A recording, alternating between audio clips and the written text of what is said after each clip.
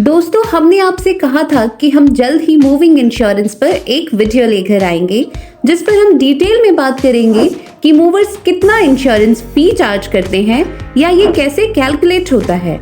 आज हम सब कुछ आपको डिटेल्स में बताएंगे, लेकिन उससे पहले अगर आपने हमारे चैनल को सब्सक्राइब नहीं किया है तो जल्दी से सब्सक्राइब कर ले और बगल में दिए बेल आइकन बटन को दबा दें ताकि आप हमारे लेटेस्ट वीडियोस को सबसे पहले देख सकें।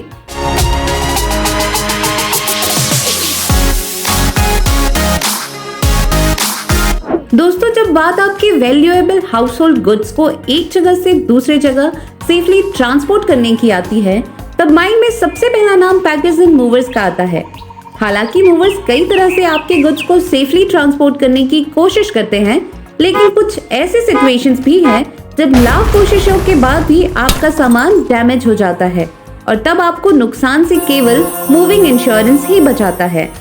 मूविंग इंश्योरेंस आपके सामानों को प्रोटेक्ट करने के लिए सबसे बेस्ट ऑप्शन है। इससे आपको कोई भी मॉनेटरी लॉस नहीं होता, क्योंकि तब आप डैमेज्ड कॉस्ट को मूविंग इंश्योरेंस कवरेज से रिकवर कर सकते हैं। लेकिन हर सर्विसेज एंड फैसिलिटीज की तरह इंश्योरेंस भी चार्जेबल है।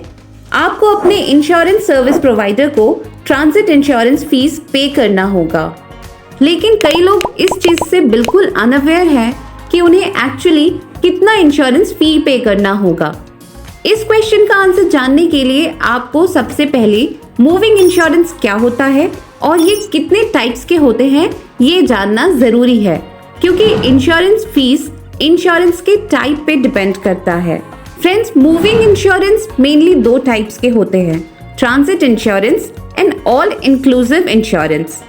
ट्रांजिट इंश्योरेंस आपके मूव के लिए सबसे बेसिक कवरेज ऑप्शन है और ज्यादातर पैकेज एंड मूवर्स यही ऑफर करते हैं, लेकिन आप इसके नाम से ही समझ सकते हैं कि ये सिर्फ ट्रांसपोर्टेशन के दौरान हुए डैमेजेस को कवर करता है। इसका मतलब अगर आपके गुड्स पैक, लोड, अनलोड या शिफ्ट करते वक्त डैमेज हुए तो आपको कोई कॉम्पनसेशन नहीं मिलेगा, इसके बावजूद कि आपने ट्रांजिट इंश्योरेंस अवेल किया है। आप इसे किसी इंश्योरेंस कंपनी से भी परचेस कर सकते हैं या फिर आपके मूवर्स ही आपके बिहाफ में खरीद सकते हैं, मगर ध्यान रहे कि आपने उनसे इंश्योरेंस सर्टिफिकेट की ओरिजिनल कॉपीज ले रखी है। अब आते हैं ऑल इंक्लूसिव इंश्योरेंस पर। ये पॉलिसी उन लोगों के लिए है जो लॉन्ग डिस्टेंस मूव प्लान कर रहे हैं विथ लोड्स ऑफ गुड्स और चाहते हैं कि पूरा शिफ्टिंग प्रोसेस सिक्योर हो। इसमें आप पूरे शिफ्टिंग प्रोसेस के दौरान हुए डैमेजेस रिकवरी के लिए क्लेम कर सकते हैं। मतलब सिर्फ गुड ट्रांसपोर्टेशन नहीं, बल्कि packing, loading, unloading and unpacking किसी भी टाइम हुए डैमेजेस को रिकवर कर सकते हैं through all inclusive insurance policy. लेकिन आपको ये पता होना चाहिए कि आपका मूविंग इंश्योरेंस चाहे ट्रांजिट इंश्योरेंस है या ऑल इंक्लूसिव, ये सिर्फ कुछ ही आइटम्स पर एप्लीकेबल है, जैसे furniture, electrical equipment, home appliances and garden equipment.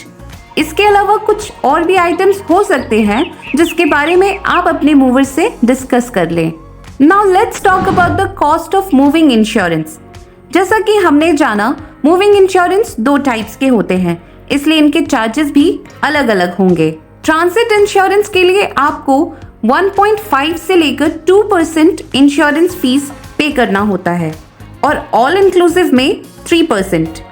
मगर अब सवाल है कि ये परसेंटेज किस पर एप्लीकेबल है? तो आपके वो सारे गुड्स जो कि मूविंग प्रोसेस के दौरान इंश्योर्ड रहेंगे उसके डिक्लेयर्ड वैल्यू पे एप्लीकेबल है।